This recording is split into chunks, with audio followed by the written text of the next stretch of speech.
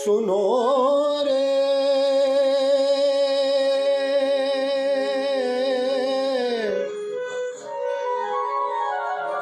सत के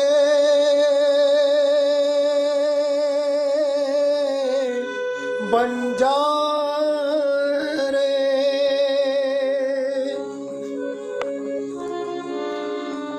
सुनो रे सत के बंजारे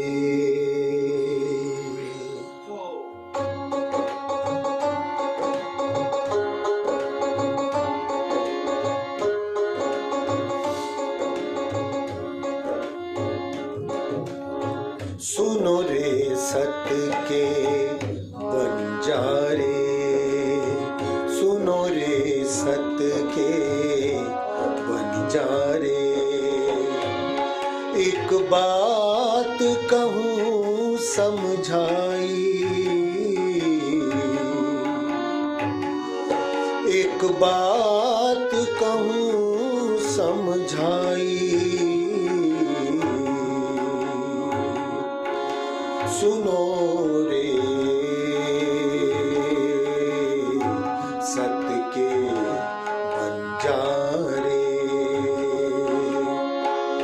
या फंदबाजी रची माया की या फंदबाजी रची माया की तामे सब कोई रया उलझाई सुनो रे सत के बंजारे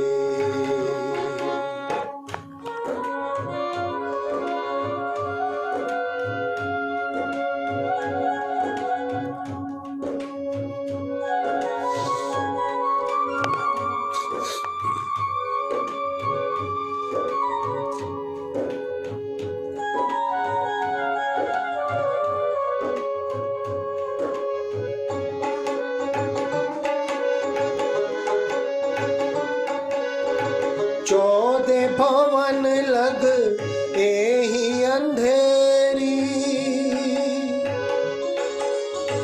चौदह भवन लग एही अंधेरी झूठे को खेल झुठाई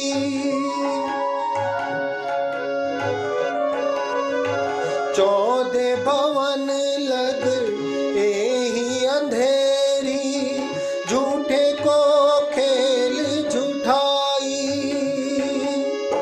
प्रगट नास व्यास पुकारे प्रगट नास व्यास पुकारे सुखदेव शाख पुराई सुनो रे सत के बंजारे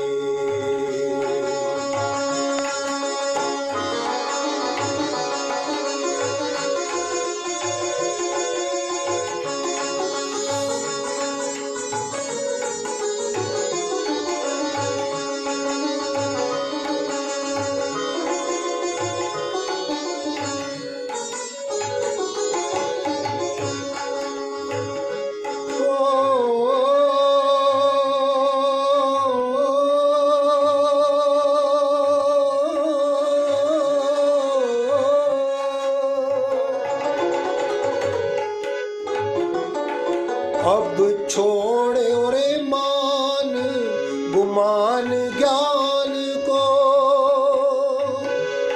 अब छोड़ो रे मान गुमान ज्ञान कोई खाड़ बड़ी है भाई यही खाड़ बड़ी है भाई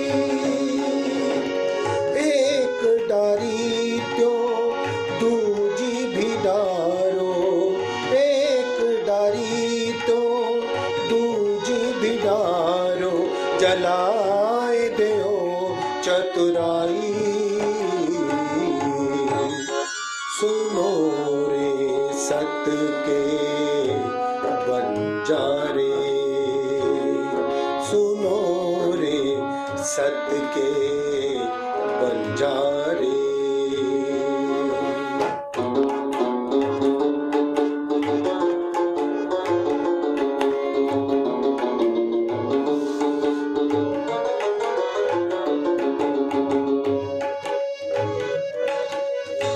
शास्त्र पुराण बेख पंथ खोजो।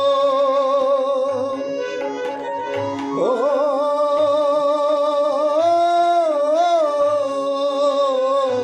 शास्त्र पुराण बेख पंथ खोजो, इन पेड़ों में पाइए नाही।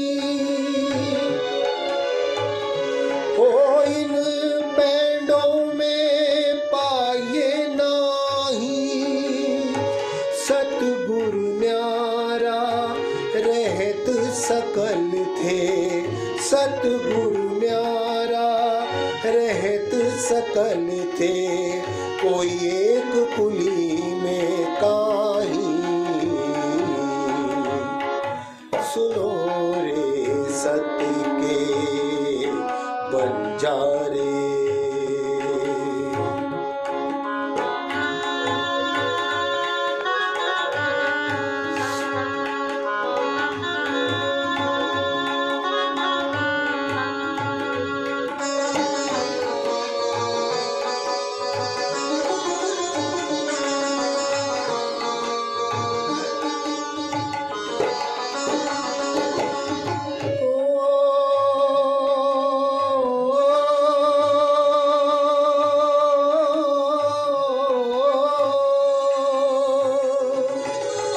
सत्य चाहो तो सबदा चीन्हो,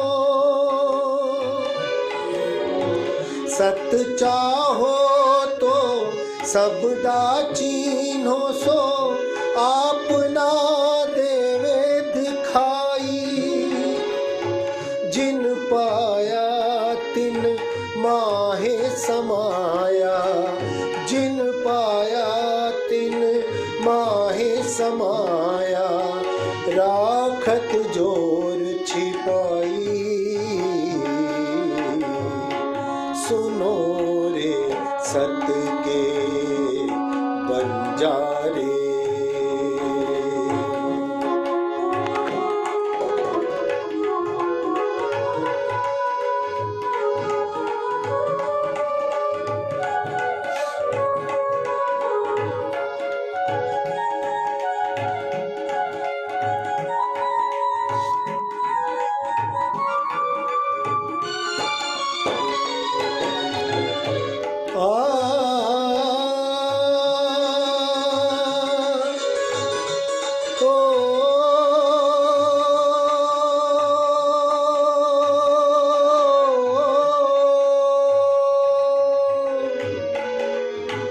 महामत कहे सावचेत होयो, महामत कहे सावचेत होयो।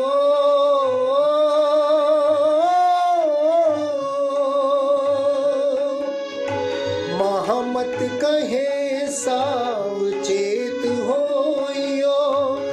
मिलया है मिलया है अंकुरों आई। झूठी छूटे साची पाए, झूठी छूटे साची पाए। सतगुरु लीजे रिझाई, सुनो रे सत्य के बंजारे। सुनो रे सत्य के बंजारे। एक बात कहूँ समझाई, या फंदबाजी रची माया की, या फंदबाजी रची माया की। तामे सब कोई रया उलझाई, सुनो रे सत्य के बंजारे। सुनो रे सत्य के बंजारे। सुनो रे सत्य के बंजारे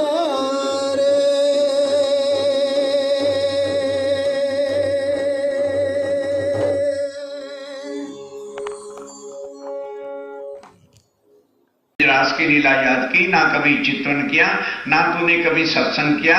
रोज पड़ोस को बुला करके उनको चर्चा सुनाते, चित्रण करते, बता तेरा क्या हासिल हो गया।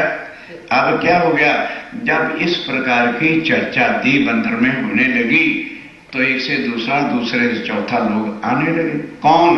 जो देवी की पूजा करते थे, जो हनुमान जी की पूजा करते थे, जिन्होंने अपने मंदिरों में राम की मूर्तियां बना रखी थी, जिन्होंने कृष्ण की मूर्तियां बना रखी थी।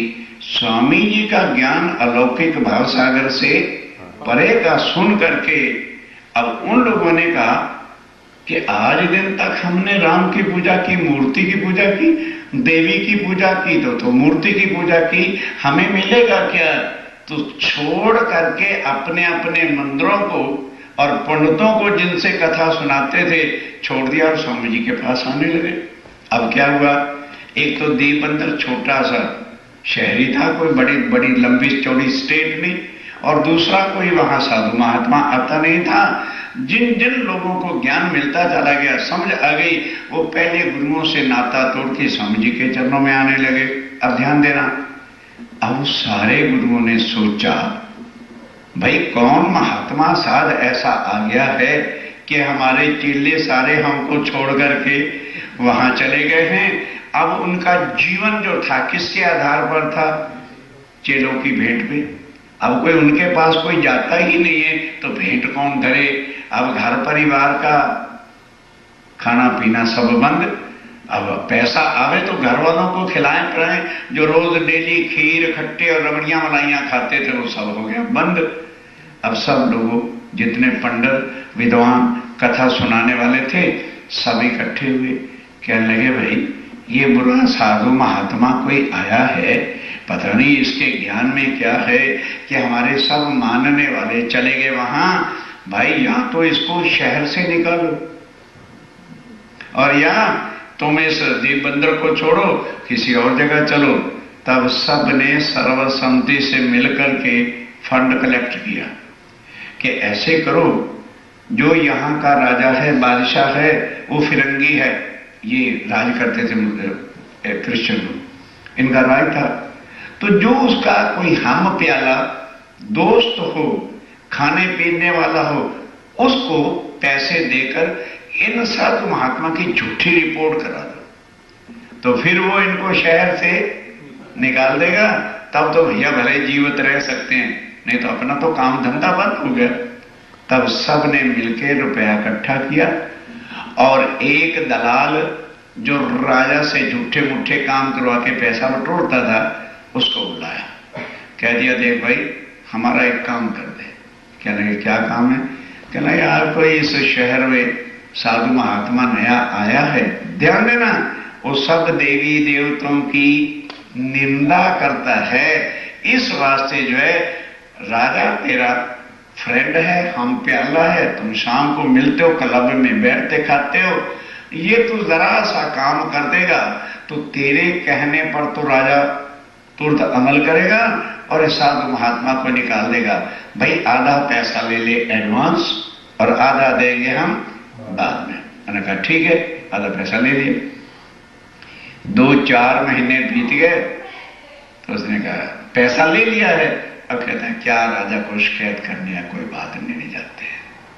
तब फिर उस पंडितों ने मिलकर के उसे बुलाया, कहा भाई 3-4 महीने व्यतीत हो गए हैं और तू हमारा काम नहीं करता, ला फिर हमारा पैसा वापस कर, या हमारा काम कर या हमारा पैसा वापस कर। कहने लगा यार तुमने भी तंग कर दिया, अच्छा मैं अभी जाता हूं। ध्यान देना, गर्मी का मौसम था, वो अभी अभी किसी का काम करके राजा के दरबार से आया ही था। अब चल पड़ा किसकी शिकायत करने? स्वामी जी की, उन्हीं की तो रिपोर्ट देनी है जाकर के, ये सब देवी देवताओं की निंदा करते हैं, झूठी बात, इसके काम ही कुछ नहीं है, गद्दियों की निंदा करता है, महाराजों की निंदा करता है। चल पड़े। अब राज जी ने सोचा भाई बादशाह इसका फिरंगी मित्र है, फ्रेंड है, जो कुछ ये कह देगा सच्चा मानेगा। और सुंदर साथ पे कष्ट ढाएगा। ध्यान देना, राज्य ने क्या किया, समझोगे, ध्यान दोगे तब समझ में आएगा। वो जो चुगलखोर था, उसके एक फ्रेंड का, मित्र का रूप धारण करके जिस रूम के अंदर बादशाह बैठा था, बाहर खड़े हो गए। कौन? सुन कह रहे हो भाई?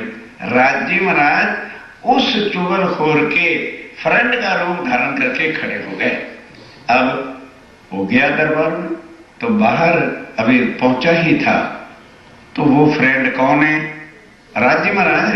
वो पहले नमस्कार वगैरह किया, कहने लगे यार क्या बात हो गई, तो अभी तो गया था दरबार से, फिर इतनी दोपहर में गर्मी में आने की तुम्हें क्या जरूरत थी? राजा तो तेरे 1 मिनट के इशारे पर चलता है। बता सच्ची सच्ची कौन सा इंपॉर्टेंट ऐसा वर्क पड़ गया जो तू इतनी दोपहर में आया? कहने लगे यार तेरे से क्या छुपाना, तू तो मेरा जिगर का यार है। सुना है कि ऐसे ऐसे कोई साधु महात्मा यहां आया हुआ है और वो सब देवी देवताओं की निंदा करता है, तो भाई यहां के पंडितों विद्वानों ने मुझे पैसा दिया है, इसकी शिकायत करके शहर से निकलवाना है। कहते काम तो बहुत अच्छा है, राज्य कहते हैं बहुत अच्छा काम करने आए हो, पर ये बता,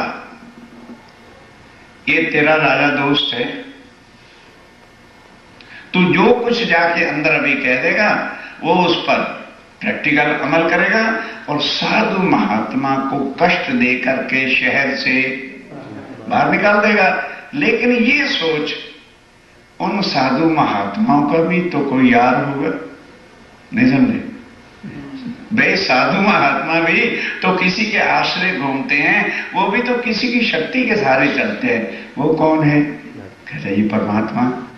तो फिर जब तू उन पर कष्ट जाएगा तो उनके उस परमात्मा का दिल नहीं दुखेगा, वो डायरेक्ट तेरे पर अटैक करेगा।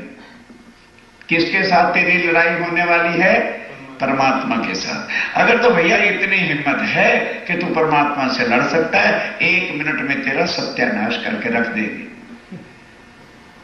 कहने लगे यार तू वाकई मेरा हृदय का सच्चा यार है, तूने मुझे सच्चा रास्ता दिखा दिया। ना बाबा ना, मैं ये काम नहीं करूंगा, मेरे पास हजारों धंधे जिससे मैं पैसा कमा लूंगा, ये काम मैं नहीं करता। लौट के गया। जब लौटा थोड़ी देर तो कहने लगा यार इतना प्यारा फ्रेंड है तो उसको जरा ठंडा मंडा तो पिला दो। अब वो ढूंढता फिरा, लेकिन राज्य महाराज ने अपना काम किया, चले गए। अब उधर क्या होता है, सबको पता चल गया सुंदर साथ को कि आज राजा पुलिस को भेजेगा और हमको उठा के जेल में जाना पड़ेगा। तो कोई सुंदर साथ तो दीपबंदर से बाहर खाड़ी में उतर गया, गल्फ में चला गया। कोई पुराने गुरुओं के पास चला गया, कहने लगे पंडित जी महाराज मैं 12 महीने से नहीं आया ना, 2 रुपए महीना देता था, ले 24 रुपए। किसी को ये ना कहता कि हमारे पास नहीं आना है। इस तरह से कोई कुछ कोई कुछ। अब कईयों ने सोचा मैं करूं तो क्या करूं, तो जो गाय भैंस के खाने का भूसा होता है ना, चारा, उसके कमरे में छुप करके बैठ गया कि 24 घंटे यहीं पड़े रहेंगे, फिर जब पुलिस चली जाएगी। फिर इस तरह से लोग छिप गए, ईमान गिर गया। केवल जयराम भाई उनके कुटुंब कबीले वाले मगन होकर बैठे रहे। जिनको जितना यकीन होता है उतनी वो बड़ी कुर्बानी भी करता है। अब स्वामी जी कहते हैं सुंदर साहब जी ये तो ऊपर के दज्जाल का शोर था। अखंड कीर्तन जयराम भाई के घर होता रहा, ना कोई गया ना कोई आया। अब जब दूसरा दिन हुआ, सबने सोचा यार राज्य क्या कहेंगे, स्वामी जी के पास जाएं, क्या शर्मिंदगी करेंगे। कहने लगे है क्या, जाके चरण पकड़ लेंगे, क्षमा मांग लेंगे। फिर सब सुंदर साथ इकट्ठे हुए। स्वामी जी पूछते हैं बोल भाई तू कहाँ था? कहने लगे स्वामी जी मैं तो गाँव छोड़ के ही चला गया। हर एक ने अपनी अपनी बीती बताई और क्षमा मांगी। बस जब ये चीज हो गई, अब सुंदर साथ का भी ईमान पक्का हो गया। अब खूब फिर चर्चावानी जब होने लगी तो अब दज्जाल ने देखा अजाजील ने कि वाह भाई वाह, मेरी नगरी के अंदर आकर के ये परमधाम का काम करते फिर रहे हैं। ठीक, तो जैसे अर्बन कंट्री के मुसलमान आज भी हिंदुस्तान के बॉर्डर पर अटैक करते हैं, तो किसी की भैंस छीन के ले गए, किसी का धन छीन के ले गए। ये मुसलमानों का जन्म से ये धंधा है कि लूटना, खाना और ट्रैक्टरी का काम करना, यही था। तो दीप बंदर पर अरब के लोगों ने आकर के अटैक किया। तो उस वक्त क्या करते थे कि आदमियों को, औरतों को, जवानों को पकड़ कर ले जाते थे, अपमान नहीं करते थे। रेट रखा हुआ था कि बुढ़े के इतने पैसे, जवान के इतने पैसे, स्त्री के इतने पैसे पेमेंट कर जाते थे लोग, और अपनी अपनी जाति के लोगों को अरब वालों से छुड़ा के ले आते थे। अब क्या हुआ, जब वो अटैक किया तो बाईजुराज तेज कुंवरी भी उस बंध में आ गई। अब जब तेज कुंवरी बंध में आ गई तो लोग कहने लगे, लो अक्षातीत बने फिरते हैं, अपनी पत्नी को तो बचा नहीं सके, हमें भव से पार करेंगे। अकल होती है ना, उतनी उतनी बात करती है। स्वामी जी कहते हैं, भाई चिंता नहीं करो, ये जो बाईजुराज अरब में गए हैं तो निश्चय करके कोई ना कोई वहां पे अपनी आत्मा है। नहीं तो स्वामी जी का तो कोई प्रोग्राम नहीं था अरब में मुसलमानों के यहां जाने का। अब निश्चय कर लिया कि अब मैंने जाना है। तो बस अब सब सुंदर साथ रो रो के चरणों में लगते हैं कि स्वामी जी मत जाओ। कहने लगे, भाई चिंता मत करो, इतनी जागृति ज्ञान चर्चा को दे दिया है, तुम उसको करते रहना, हम वहां से होके फिर आ जाएंगे। अब स्वामी जी दीप बंदर से चले, मडई बंदरगाह पहुंचे तो वहां कोई सुंदर साथ था नहीं, इसलिए सत्संग वगैरह नहीं हुआ। फिर आगे बड़े कपैये पहुंचे तो वहां उनका मोटा भाई हरवंश ठाकुर कामकाज के लिए आ चुका था, लेकिन तारतम वो पहले से ले चुका था। ये शरीर से तो छोटे हैं, अंदर राज्य में की शक्ति थी। सीधा उसके घर चले गए, हरवंश भाई को फटकारा, कहने लगे तुम्हें शर्म नहीं आती, तुम्हें तो पहले संसार में आए थे, तुम्हें तो स्वयं आत्मा की जागृति के काम के लिए कुछ करना नहीं था। ओ हरवंश ठाकुर, सतगुरु श्री धनी देवचंद जी धाम चले तो अफसोस करने भी नहीं वहां पहुंचा। अगर शरीर कोई सगा संबंधी, साला भाई इत्यादि मर जाता है तो आदमी सब काम काज छोड़ के लिए बैसने में पहुंचता है, तो वहां नहीं आया। और उसके बाद बिहारी जी महाराज को सब सुंदर साथ ने गादी पर बिठाया, तुम उसके भंडारे का प्रसाद लेने में नहीं आए, जाओ अभी जाओ नौतनपुरी में और जाके बिहारी जी महाराज के चरणों में प्रणाम करो। ध्यान देना, क्योंकि खुद कैसे कह दें कि मेरे अंदर राज्य महाराज बैठे, उनको फटकार फूट के वहां भेजा। उसके बाद ओ हरदास जी, याद है जहां देवचंद जी पहले गए थे और मूर्ति वाला प्रसंग हुआ था, उनका लड़का था वृंदावन, उसका नाम था, उसने भी सतगुरु देवचंद जी से तारतम लिया हुआ था। उसका एड्रेस पूछ के वहां चले गए और वहां भी खूब सब सुंदर साथ को फटकारना करना। क्यों? जिसको किसी से कुछ स्वार्थ नहीं होता वो शब्द कहने में कभी चूकेगा नहीं। मुझे कह लेना, मेरा कोई स्वार्थ है कि मैं इनसे कोई पगे लगाने के लिए, भेंट करवाने के लिए आया। तो सच्चा दर्द जो होता है वो अवश्य सुंदर साथ की आत्म को जगाता है। तब वहां दिन चर्चा करी और फिर सबको जीवन जागृत क्या कह दिया, बिल्कुल रोज मिलके सत्संग करो, चर्चा परम धाम की करो, लगे रहोगे तो तुम्हारी आत्म जागृत होगी। फिर वहां से होते हुए सीधा चले गए ठट्ठा नगर सिंध देश में, क्योंकि वहां से फिर कराची होकर के उसको जो है अरब में पहुंचना था। तो वहां जब पहुंचे तो वहां एक सुंदर साथ रहता था जिसका नाम था नाथा जोशी। जोशी कास्ट है, नाथा भाई वहां पर रहते थे। उसका घर पूछ करके चले गए। सत्संग हुआ लेकिन कोई खास चर्चा का आनंद नहीं आया। 10-15 दिन रह के स्वामी जी उस शहर को छोड़ के कराची बॉर्डर पर बंदरगाह में पहुंच गए। और वहां से आजकल तो स्टीमर हैं, जहाज हैं, बाई मशीन। उस समय क्या होता था कि नाव के अंदर बांस बांध के कपड़ा बांध देते थे और वायु के हिसाब से ही नाव चला करती थी। स्वामी जी बैठ गए। 17 दिन तक, 17 डेज तक हवा ठीक जाती रही। अब राजी महाराज ने देखा जिन जिन आत्माओं को यहां जगाना था ठट्ठे नगर में, उनसे तो अभी मुलाकात ही नहीं हुई, तो आगे जाके क्या करेंगे। तो 18वीं रात्रि को उल्टी हवा चल पड़ी। तो जो सफर 17 दिन में तय किया था वो एक ही रात में 9 आके फिर वापस किनारे पर खड़ी हो गई। अब वहां स्वामी जी ने सोचा कि कोई ना कोई आत्मा की जागृति बाकी है। अब वहां पहुंच गए। ध्यान देना, श्रीमद् भागवत की चर्चा शुरू हो गई। सावधान होके बड़ा संक्षिप्त में एक चौपाई का वर्णन कर रहा हूं। जब श्रीमद् भागवत की चर्चा, अब स्वामी जी श्रीमद् भागवत की चर्चा कहां करते थे, शुरुआत ही कहां होती थी, ब्रिज अखंड, रास अखंड, कैसे वो गौलोक अव्याकृत सबलिक ब्रह्म केवल ब्रह्म और सत्य स्वरूप है, जो आज दिन तक किसी ने वर्णन किया नहीं था। तो वहां ध्यान से ये चर्चा नाथे जोशी के घर होती थी। तो पड़ोस में ही एक पंडित रहता था और वो, उसका नाम था चतरा पोकरना। वो रोज आके चर्चा सुनता है। अखंड ब्रिजराज की चर्चा होती है।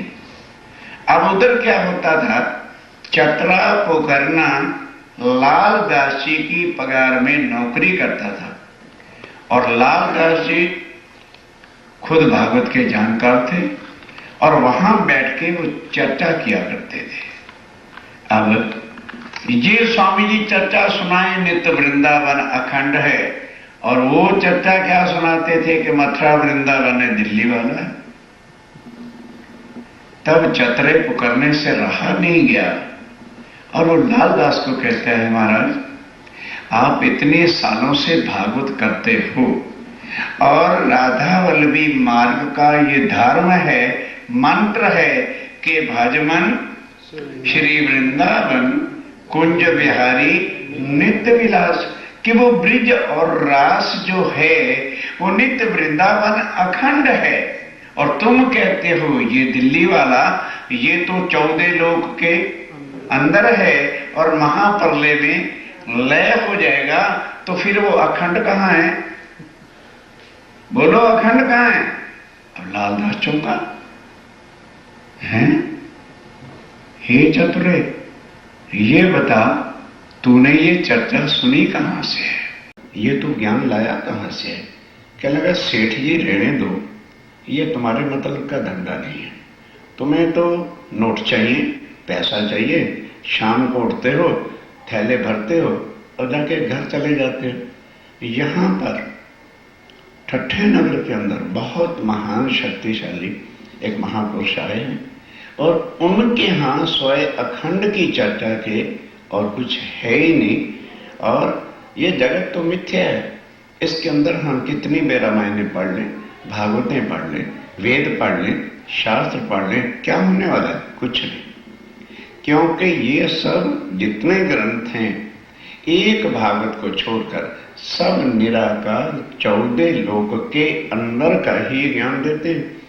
और भागवत भी है तो वो फक्त योग माया तक का ज्ञान देती है, तारतम्य के बिना उसका भी कोई भेद नहीं खोल सकता कि वो नित्य कहाँ है, अखंड वृंदावन कहाँ है, अखंड रास कहाँ है। ये आके भी स्वामी जी ने सारे भेद खोले कि इस रूप ने ए वृंदावन ए यमुना तटसार, घर से तीत और ब्रह्मांड से अलगो ते तारतम्य की घन निर्धार। तब लालदास जी चौंके और उसी वक्त गए, स्वामी जी के दर्शन किए, 6 घड़ी तक चर्चा सुनी, लेकिन अभी आत्मा जागृत नहीं हुई। घर आके बगीचे में गए तो जिंदा दास भी अपना सुंदर साथ था, लेकिन लालदास जी का माली था। उसने पूछ लिया कि सेठ जी महाराज जहां चर्चा सुनने जाते हो, क्या उनके स्वरूप की भी पहचान की है या इतना ही पहचाना है कि वो महान पुरुष हैं और अच्छी कथा करते?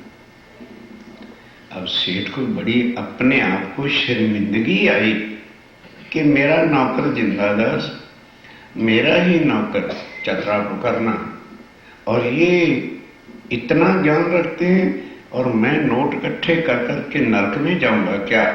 तो जिंदादास कहता है कि कहो तो मैं आपको उनकी पहचान कराऊं। तब मारकंड का दृष्टांत देकर और जब सारा कुछ बताया कि जैसे आदि नारायण संत का रूप लेकर के मारकंड को जो है फांसी के तख्ते से छुड़ाने आए थे, हे लालदास, उसी तरह से श्री राज जी महाराज एक मनुष्य तन में आकर के हमारी आत्मा को जगाने आए हैं। मैं चोट लगी, लालदास जी चरणों पे आके स्वामी जी के गिर पड़े और राज जी ने भी, स्वामी जी ने भी कृपा करके उसको तारतम दिया। अब तारतम लेने के बाद फिर सुंदर सास जो है वो कहते हैं, स्वामी जी यहाँ की चिंतामणि भट्ट है और कबीर पंथ को मानने वाला है, और कबीर जी की साखियां दे दे करके वो बताता है कि अब बीतेगा 5000 पांचा, तब आएगा पारब्रह्म सांचा। तो समझिए 5005 का तो साल कलयुग के हुए। ये कहाँ का प्रमाण है कबीर जी का? कि जब कलयुग को 5005 वर्ष बीतेंगे तब पूर्ण ब्रह्म दुनिया में जाहिर हो जाएंगे। तो आप यदि चलो तो चल के उनसे बात करते हैं। तो स्वामी जी ने कहा अच्छा चलो। अब आए और चिंतामणि के घर पहुंच गए। नहीं करती क्या रहती है सारा दिन।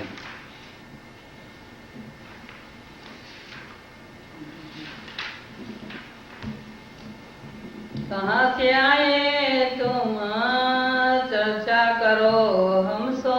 ध्यान देना। ये तुम। अरे भाई बात थोड़ा थोड़े पढ़ो।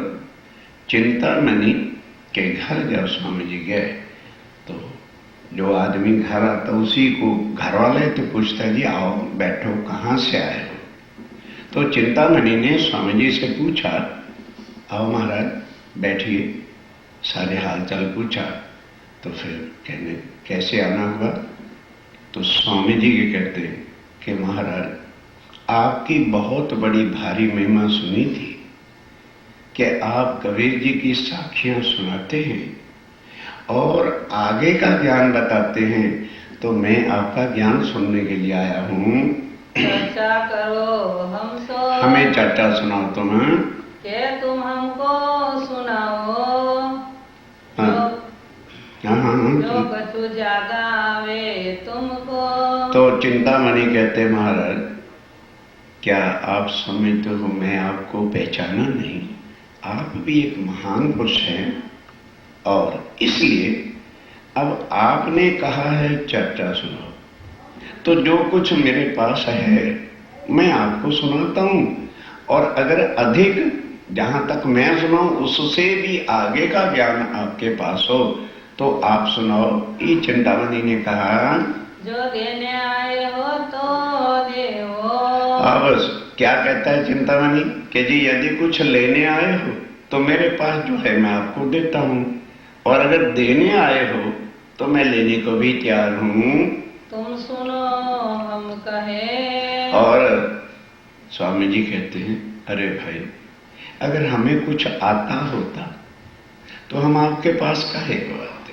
हमने तो आपकी महिमा सुनी है, लेने के लिए आए हैं। तो चिंतामणि कहता अच्छा महाराज जो कुछ मुझे आता है आप सुनो, मैं सुनाता हूँ। जो होई चर्चा स्वामी जी कहते हैं हमें और कोई विषय वाली चर्चा ना सुनाना, वह विषय बताओ जिससे मेरी आत्मा का कल्याण हो जाए। कहो तो तुम, कहो तो चतुर्भुज का। आप ध्यान देना, ये चिंतामणि कह रहे हैं, कहने लगे स्वामी जी मेरे पास तो प्रत्यक्ष प्रकट करने वाली शक्तियां हैं। कहो तो विष्णु भगवान जो चतुर्भुज स्वरूप है, बैकुंठ में रहते हैं, उनके दर्शन करना चाहो तो मैं अभी यहाँ बुला के खड़ा कर देता हूँ। दिखाओ तुम्हें दर्शन। उनके दर्शन करा सकता हूँ। के कहो ज्योति स्वरूप को। तो या फिर उससे आगे जिसको ज्योति स्वरूप आदि नारायण काल निरंजन कहते हैं, उनके दर्शन करने हो तो उनको भी मैं दर्शन करा सकता हूँ। शेषाई सहस्त्रफान, या शेष आई नारायण जो पाताल में शेष के ऊपर शस्त्रपणों पर विराजमान हैं, उनके दर्शन करा सकता हूँ। ध्यान देना, या झिलमिल अनहद बाजे जो नारायण से आगे 7 शून्य से आवाज आती है, जो ये व्यास वाले हैं ना, उधर हिंदुस्तान में है, तो व्यास वाले नाभि को चढ़ाकर श्वासा और उसके साथ जोड़ते हैं। तो अनहद बाजे क्या है? 7 शून्य मंडल से सप्त स्वरों की आवाज आती है। ये जो सरगम निकला है ना, सा रे गा मा पा धा नी सा, ये सप्त स्वरे वहां से निकली है। और इन सप्त स्वरों से ही सारी दुनिया की जितनी भाषा हैं, इंग्लिश, चाइना, उर्दू, फारसी, हिंदी, संस्कृत, ये उसी से निकली है। और जितना संगीत का है, तो ध्यान देना, एक एक राग, जितने ये सप्त स्वर हैं, एक स्वर के अंदर 36 राग होते हैं और एक एक राग के अंदर 36 जो है रागनियां होती हैं। कहो तो उनके मैं दर्शन अनहद झिलमिल बाजे जो हैं, उनकी आवाज तुम्हें यहाँ सुनवा सकता हूँ। ये सब दिखावे हम, बस स्वामी जी मेरे पास तो इतनी शक्ति है, ये मैं साक्षात आपको दिखा सकता हूँ। चतुर्भुज स्वरूप, या ज्योति नारायण, या शेषाई नारायण, और या अनहद बाजे जो सारे के सारे 14 लोक के अंदर की शक्तियां हैं। ना तो तुम हमको दिखाओ। और चिंतामणि कह रहे स्वामी जी, अगर इससे आगे का कोई ज्ञान आपके पास है तो आप मुझे बताओ। जो कछु पाया होवे तुम, जो कुछ आपने इससे अधिक पाया हो, आपके पास अधिक ज्ञान हो, तब श्री जी ये कहा। तब स्वामी जी ने क्या कहा? हम लेने आए वस्त्र। कहने लगे महाराज, आप बार बार कह के शर्मिंदा क्यों करते हो? हमें तो इतना भी नहीं पता कि इन चारों में से कौन ज्यादा शक्तिशाली है और कौन हमारी आत्म को भव से पार कर सकता है। हमें तो इतना भी नहीं पता। हम महाराज लेने के लिए आए हैं। हमको तुम बताइयो। हमको आप बताओ। ये हमारा कष्ट, हमारे ऊपर आप कृपा करके, कष्ट मैंने मेहनत करके मेरी आत्मा को जगाओ। जो कछु तुम कहा। और ध्यान से सुनने का प्रसंग है, जो कुछ आपने बताया है इन चारों शक्तियों के बारे में, सो ग्रहे तुम्हारे वचन, वो मैंने अच्छी तरह से सुन लिया है। चलते चलो। निर्णय कर दियो। पर हम तो इतना भी नहीं जानते इनमें अधिक शक्तिशाली कौन है। ये भी कृपा करके आप निर्णय करो कि इन चारों में से मेरी आत्मा का कल्याण कौन कर सकता है। दिल करो रोशन, और मेरी अज्ञानता को हटाओ। एक कमाल की साखी पर। तब चिंतामणि को कुछ अभिमान हुआ, तो क्या कहता है? कहता है स्वामी जी, इससे ऊपर जो है ना राधा वल्लभी मार्ग है, और उनसे आगे कबीर जी की एक साखी है। ध्यान देना, सुनने का प्रसंग है। और कबीर के आगे तो कमाल का ज्ञान है, वो मैं आपको बताता हूं। ध्यान देना। तब स्वामी जी ने कहा, भाई बताओ। तो कमाल की ऊपर एक साखी कबीर जी ने लिखी है, कोड़ी से हीरा भया, हीरा से भया लाल, आधा भक्त कबीर है और पूरा भगत कमाल। अब ये कहानी क्या है जरा सुनिए। कबीर जी ने ये साखी कब और क्यों कही थी कि कमाल जो है वो कबीर जी का लड़के का नाम है। एक ही लड़का था कबीर जी के पास, ना लड़की थी और ना कोई लड़का था, एक ही लड़का था, इनो नाम था कमाल। तो बालपने में वह कमाल स्कूल में जाता है और राजा का जो लड़का है उसके साथ उसकी मित्रता, फ्रेंडशिप हो जाती है। तो उस समय स्कूल में तो ये कोई तमीज ही नहीं होती, डिफरेंस ही नहीं होता कि अब ये गरीब का लड़का है या ये बादशाह का लड़का है। मित्रता है, सुमित्रता है। अब ध्यान देना, अब कबीर जी क्या करते थे कि सारा दिन खादी बिना करते थे और बिन करके फिर बेचते थे। बेचते थे तो सिर्फ 2 टका उनको मिलते थे। फिर उसमें भी क्या प्रतिज्ञा थी, ज्ञान सुधी कबीर जी 4 संतों को, साधुओं को भोजन नहीं करा लेते थे तब तक खुद भोजन नहीं करते थे। अब आप सोचो, 4 तो साधुओं को खिलाना, फिर पति भी था, पत्नी भी थी और लड़का भी था। इस वास्ते जब कमाल स्कूल जाता था फिर तो कुछ ढंग के कपड़े होते थे, घर आके जो खेलते थे तो जरा कटे फटे रहते थे। अब इस तरह से क्या हो गया कि कमाल भी युवान हो गया, 12-14 वर्ष का, तो पढ़ रहा है। उधर राजकुमार जब युवा हो गया तो राजा के घर तो भी खाना पीना और जूस दूध मलाई सब कुछ होता ही था। तो वो जरा 18 जवान हो गया तो राजा वजीरों को कहता है, देख नहीं रहे हो, राजकुमार बड़ा हो गया है, इसको वन में ले जाओ, शिकार करना सिखाओ, तीर कमान चलाना सिखाओ।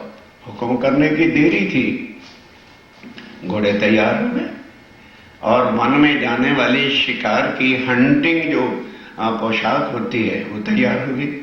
कमाल कहता है, मैं अकेला नहीं जा सकता, जैसा मेरा सब कुछ तैयार किया है एक घोड़ा और सजाओ, ऐसी पोशाक और बनाओ, और मैं कमाल के बिना वन में जाऊंगा नहीं। बस हुक्म हुआ, वजीर भी चल पड़े, घोड़े भी चल पड़े कमाल के घर। कमाल के घर का अर्थ कबीर जी के घर आ गए तो कमाल गली में खेल रहा था और कपड़े फटे हुए पहने हुए थे। तब राजकुमार ने देखा, कहने लगे, अरे कमाल, तूने कमाल कर दी। समझे, ए कमाल, तूने कमाल कर दी, तेरे घर इतनी गरीबी है तो तूने मुझे बताया क्यों नहीं? मेरे घर इतना धन है, कोई संभालने वाला नहीं है। तो हुक्म दिया कि लेके आओ दूसरी पोशाक घोड़े, और कभी कमाल को भी वैसी पोशाक वैसे घोड़े पर बिठाया और चल दिए। जब चले गए, नगर से भी बाहर निकले थे तो कुछ घोड़े और ऊंटों के ऊपर जो बादशाह के खजाने में पैसा जमा होने वाला था, हीरे जवाहरात चांदी अशरफियां जो कुछ उस बार था, वो उस पर लाद के ला रहे थे। तो राजकुमार ने पूछा, भाई ये क्या है? कहने लगे, हजूर खजाने का माल है। कहने लगे, लाओ इसकी पहुंच बुक का है, मैं हस्ताक्षर कर देता हूं कि इतना सामान पहुंच गया है और ये सारे का सारा खजाना कमाल के घर आंगन में जाके डाल दो। वे ले जाने वाले को तो पहुंच चाहिए थी। राजकुमार ने सिग्नेचर किया, स्टंप लगा दी, वो जाके कबीर जी के आंगन में सारा धन डाल दिया। अब ध्यान से सुनने का प्रसंग है। उसके बाद राजकुमार कमाल को लेके वन में चले गए जंगल में और जाके खूब घोड़ा दौड़ाया, तीर कमान चलाना कुछ थोड़ा सीखा। पहले दिन ही सारा कुछ आ जाता है, लौट के वापस आए तो राजकुमार तो अपने घर चला गया, कमाल अपने घर आया। अभी कबीर जी नहीं आए थे क्योंकि कबीर जी इतना परिश्रम करते थे कि प्रातः से लेकर रात के 11 बजे तक खादी बिनते थे, तब जाके कहीं 2 टके वसूल होते थे। तो अब इतना धन जब आया तो माता को सारा कुछ बताया। तब माँ और बेटा संकल्प बन करके लगे प्लान बनाने। अब माँ कहती, बेटा अब क्या चिंता है, मैं बड़ा सुंदर महल बनाऊंगी, तेरी शादी राजा के घर करूंगी, फिर हमारे इतने नौकर होंगे, शेख चिल्ली की तरह लंबा चौड़ा प्लान। 11 बज गए, कबीर जी आए तो जैसे डेली कमाल की माता जाके किवाड़ खोलती थी, जाके किवाड़ को खोला। उस समय लाइटें तो होती नहीं थी और लालटेन बत्ती लेकर के गई। तो जैसे किवाड़ खुला और कबीर ने देखा कि मेरे घर में ये माया का ढेर, अपना पैर वहां खींच लिया बाहर। कहते बस पत्नी, आज से तेरा मेरा संबंध खत्म है। तुम लोगों को माया चाहिए और मेरी बात आप जानते हो, जहां कबीर है तहां माया नहीं, और जहां माया है वहां कबीर नहीं रहना। बस अब पति और पत्नी लगी रोने, कहने लगे अरे मेरा नसीब खोटे हैं, पता नहीं मेरे लड़के के भाग से कितना धन आ गया, तेरे नसीब में धक्के हैं, तू कैसा कमबख्त मेरे पल्ले पड़ गया। ये वो जैसे औरतों का स्वभाव है, पति को फटकार। कभी जो सुन रहे क्यों कि इसका दोष नहीं, ये माया का जीव है, ये समझ ही नहीं सकता मैंने कहा क्या है। खैर कलाक अर्धा कलाक आपस में बहस होती रही। कमाल अंदर सोच रहा है अभी ये माता पिता का झगड़ा है, मैं क्या करूं, जाना तो नहीं चाहिए। पर फिर जब देखा कि आ ही नहीं रहे दोनों, तो कमाल गया। कहते पिताश्री क्या बात है? कहने लगे बेटा आपको नहीं पता, ये माया है ना, मैं यहां नहीं आ सकता, मुझे चाहते हो तो इसे बाहर फेंक, और ये चाहिए तो तुम माता और बेटा राजी खुशी रहो, मैं वन में जाऊंगा। अब कमाल कैसे चाहे कि भी मेरे पिता चले जाएं। थोड़ी देर के बाद कहते अच्छा पिताजी आप आओ, मैं इसको बाहर फेंकता हूं। कह लगे ना पहले फेंक। इतने में प्रातः आ गए, 3-4 बज गए थे। वो आज का युग नहीं था कि सुबह 9 बजे सो के उठना। उस समय सारी दुनिया ब्रह्म मुहूर्त में उठा करती थी और जल भर के कुएं से नहाया करती थी। तो उन्होंने मोहल्ले वाले जब जागृत हुए तो देखा कि कमाल घर से धन बाहर फेंक रहा है। तो दुनिया कहती यार कबीर बड़ा पखंडी था, है? अपने को कहता था मेरे को पैसा नहीं है, फटे कपड़े पहनता था चिथड़े, और इतना धन इसने जोड़ रखा है, इसको भगत कहते हैं। ये भगत नहीं है, भगत तो कमाल है, क्योंकि पैसे दे रहे हैं ना। इस वास्ते जो है तब कबीर हंस पड़े और कहते हैं वाकई कौड़ी से हीरा बहा। कौड़ी किसको कहते हैं? अपने पिता को कहते हैं कि जो ना दीन के काम आवे और ना दुनिया के काम आवे, तो उसकी वैल्यू क्या है? फूटी कौड़ी के समान है, जो केवल स्वार्थी है और अपने कुटुंब का डंडा पालता है। इस पर कबीर जी ने साखी लिखी कि मेरे पिता ना दीन के काम आए ना दुनिया के काम आए, उस कौड़ी में से मैं हीरा भया था। अपने को हीरे की तुलना दी। ध्यान से समझने की बातें, कौड़ी से हीरा भया और हीरे से भया लाल। ये इस लाल है भाई, क्योंकि आधा भगत कबीर है और पूरा भगत कमाल। क्योंकि जो दुनिया को धन देता, ओ सेठ जी आओ महाराज परम भक्त हो तुम, तो परमात्मा के धन दे रहे हो। कबीर हंस करके ये साखी कहता है, अब देखना जरा क्या होता है, इसका हाल क्या होता है। ये साखी किसने बोली? कबीर पंथ के चिंतामणि जी ने स्वामी जी को समझाने के वास्ते बोली। तब श्री जी ये कहा, तब स्वामी जी ने क्या कहा? तुम क्या जानो कबीर। स्वामी जी को जोश आ गया, कहने लगे जा रे गादीपति, तू कबीर की गादी पर बैठ करके कबीर को नहीं जानता है, तो तू गादी पर बैठा कैसे था? तुझे बैठाया किसने था गादी के ऊपर? तू कबीर को समझता क्या है? कमाल तो एक छोटा छोकरा था और धन के पीछे लालच में पड़ के, और उसने ये कहा तो कबीर जी ने तो उसके मुंह पर थप्पड़ मारा दुनिया वालों के, जाओ रे अंधी दुनिया वालों, जो तुम्हें इतना ऊंचा ज्ञान देता है उसको आधा भगत कहते हो, और जो माया के हीरे तुम्हारी तरफ फेंकता है उसको पूरा भगत कहते हो। चलिए, तुम जो आधा भक्त इनको कहा, जो तुमने कबीर को जहां कोई भी पहुंच नहीं सका, राधा वल्लभी मार्ग भी 82वां पक्ष है, योग माया तक जाते हैं, और कबीर जी ने परम धाम तक का वर्णन किया है। जा घर में अबला बसे, बहे प्रेम के पूर, कहत कबीर सुनो भाई साधो, वह घर मुझसे दूर। स्वामी जी कहते हैं उसने परम धाम तक का वर्णन किया है, और तू माया के इस कमाल को जो है भगत कह रहा है, जो चित नाही तुम धीर, तुम्हारे चित्त में उस ज्ञान की पहचान ही नहीं है। कहाँ मजल कबीर की, अरे कहाँ मजल कबीर की, परम धाम तक का वर्णन किया, और कहाँ कमाल जो माया का जीवड़ा था, तो उसको आगे कहता है कहती अकल कमाल, और अकल कमाल की थी क्या, वो तो अभी बाल था, उसको ज्ञान का आत्म तत्व का पता ही नहीं था।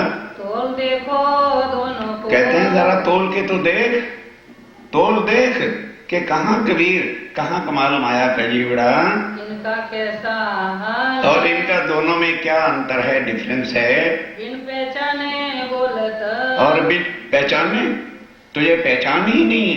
मालूम होता है सराफ तेरा नाम है, तो सोने को भी परख सकता नहीं, तो लोहे को ही सोना कहता फिरता है।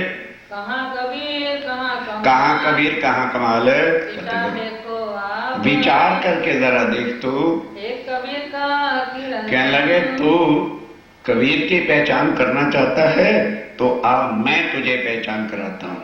अब स्वामी जी साखी बोलते हैं कबीर जी की, परम धाम तक का इस साखी में वर्णन है। पहले साखी सुनो, फिर उसका अर्थ बताता हूँ। एक पलक से गंग जो निकसी, हो गया चहुं दिस पानी, तीन पानी दो पर्वत ढांपे, दरिया लहर समानी, उड़ मक्खी तरवर पर बैठी, बोलत अमृत बानी, तीन मक्खी को मक्खा नाही, बिन पानी गर्भानी, तीन मक्खा तीन गुण जो जाए, है वो पुरुष अकेला, कहत कबीर या पद को जाने, वह सतगुरु मैं चेला। अब इसके अर्थ सुनो। एक पलक से गंग जो निकसी, कि जब रूहों ने और अक्षर ब्रह्म ने दोनों ने खेल मांगा, तो राज्य महाराज की एक पलक से चारों तरफ नींद का, बोलते थे वो याद हो जाएगा, नींद का आवरण छा गया। एक पलक, पलक में नहीं, राज्य महाराज की नजर से गंग जो निकसी, मतलब फरामोशी का पर्दा निकला। एक पलक से गंग जो निकसी, हो गया चौदेश पानी पर, परम धाम में फरामोशी छा गई।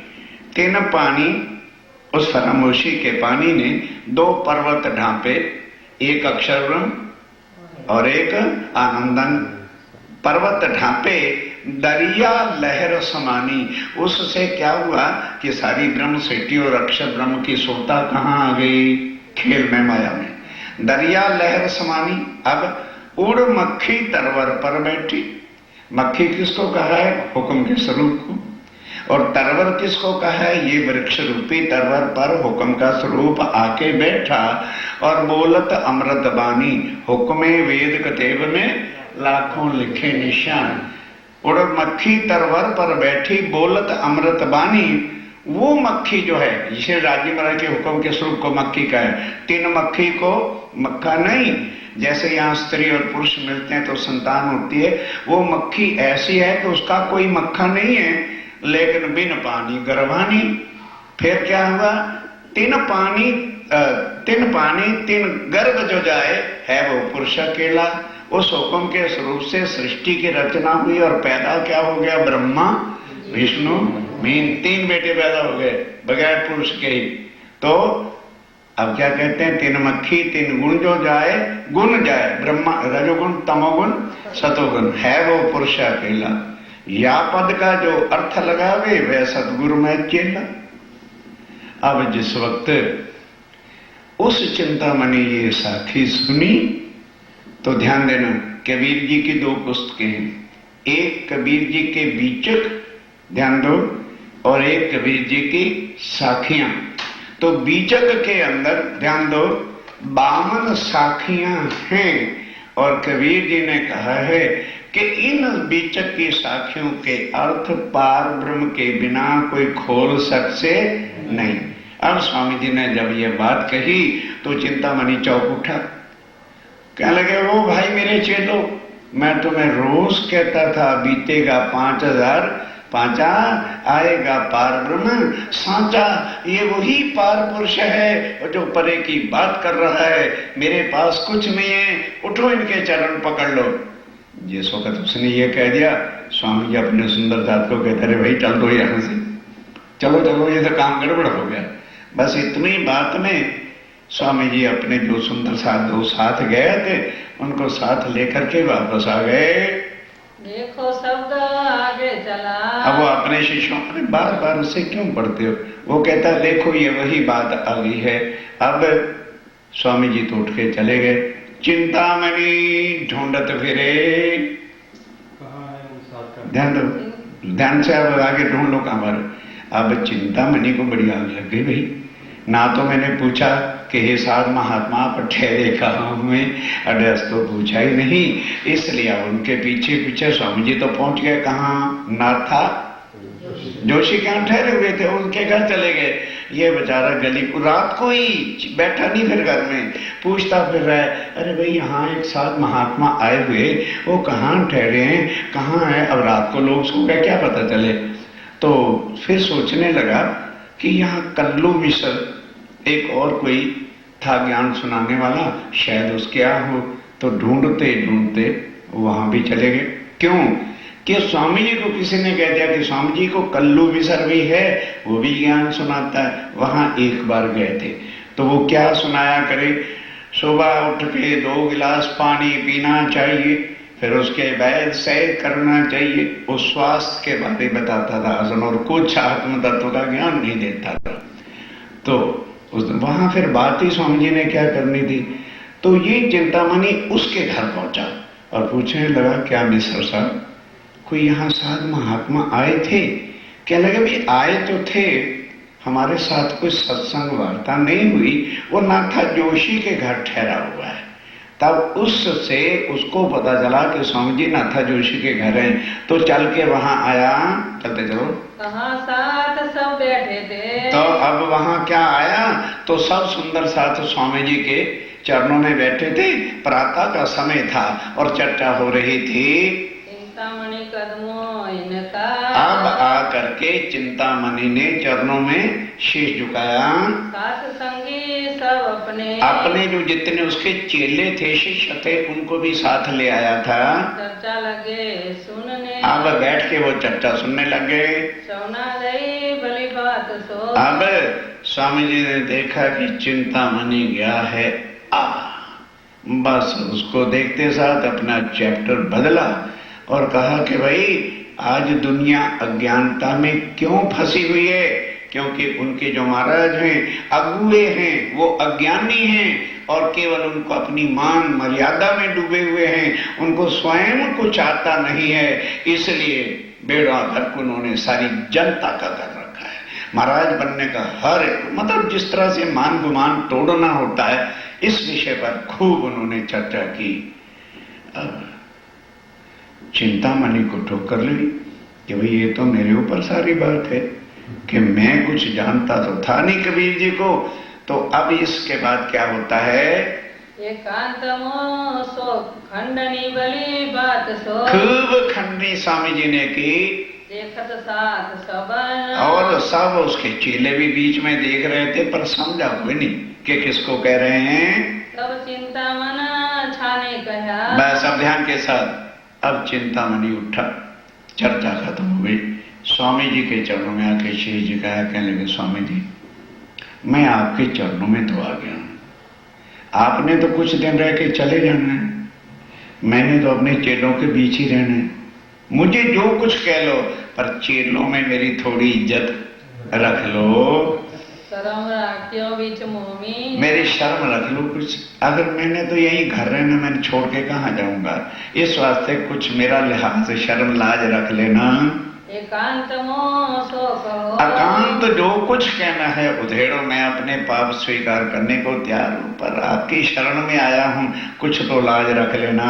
सब राजे इन सो कहा। तब स्वामी जी क्या कहते हैं, देखो भाई हम किसी का अपमान करने नहीं आए ना, ये हमारा काम नहीं है। पर ये बता, अगर मैं तुझे सत्य की पहचान नहीं कराऊंगा, तुझे इस दुनिया से निकाल देगा, तू तो डूबा पड़ा है गादी के चक्कर में। ये मान है, यही अभिमान है, यही अहंकार हो जाता है और ये आगे जाने देता नहीं है।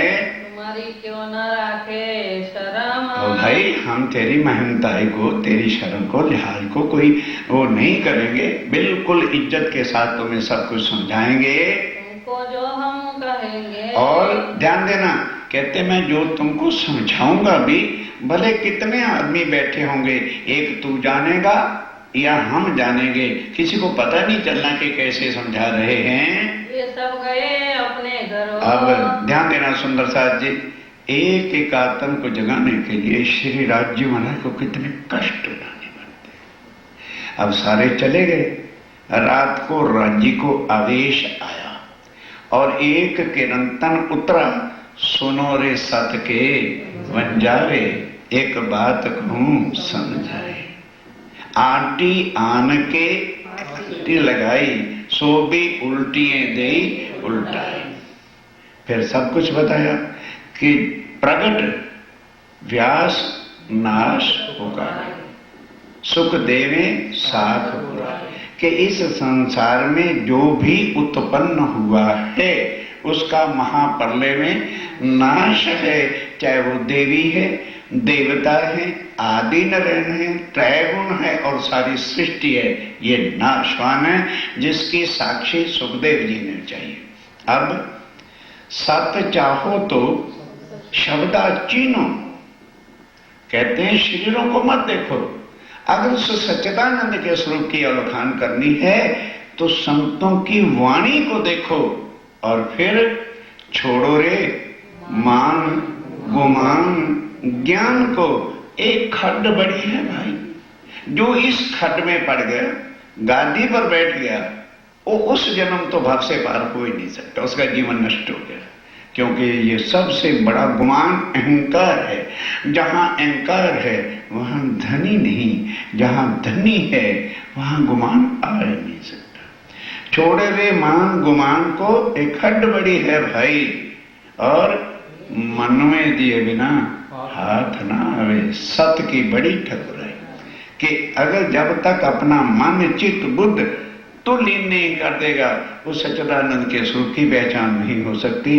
अब समझ गए कि सब कुछ मुझे ही कहा जा रहा है और स्वामी जी मुझे ही समझा रहे हैं कि छोड़ो रे मान गुमान ज्ञान को। ध्यान दो सुंदर साहब जी, यहाँ तो किसी को भी संसार ऐसा है, बात कह दे तो रुष्ट होकर बैठ जाएगा। अब वो क्या करता है, चिंतामणि भरी सभा के अंदर चेलों समेत, चेले भी बैठे हुए, उठ के खड़ा हो गया। अब वो भी अपनी भाषा बोलता है, स्वामी जी मैं आपकी लाठी से काले कुत्ते को आज मार दिया, करो अर्थ क्या करूं। अब उन्होंने कहा वो समझ गए, अब उसने कहा वो समझ गए, मारो काले कुत्ते को। किससे? लाठी। काला कुत्ता क्या है? अभिमान, अहंकार, और लाठी क्या है? आपके ज्ञान रूपी ज्ञान से मैं इस कमबख्तमान गुमान का गद्दी का नाश कर दूंगा। उठ के खड़ा हो गया और अपने चेलों को कहता है, ओ चेलो पेलो खान से सुन लो, मैं तुम्हारा कोई गुरु नहीं, ना मैं चेला। ए सामने सतगुरु महाराज, ए पार ब्रह्मक्षातीत बैठे हैं, जो कबीर जी ने कहा था, अगर कुछ इनके चरणों गिर जाओ। तब श्री जी ने सराहिया, तब श्री जी ने कहा शाबाश चिंतामणि शाबाश। यही आत्म की पहचान होती है।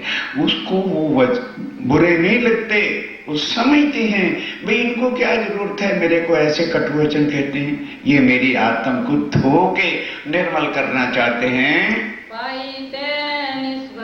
बेशक जो है तूने अपनी निस्बत ग्वाही आई दी है, ये कौन करेगा जिसके अंदर आत्म होगी। बिना आत्म के संसार का जीवड़ा उठ के चला जाएगा। वाह भाई वाह, एक इसकी कथा सुनने आया और एक हमारी बेइज्जती करता है और विमान में डूबा हुआ होगा। स्वामी जी कहते हैं ये ब्रह्म सृष्टि के लक्षण है।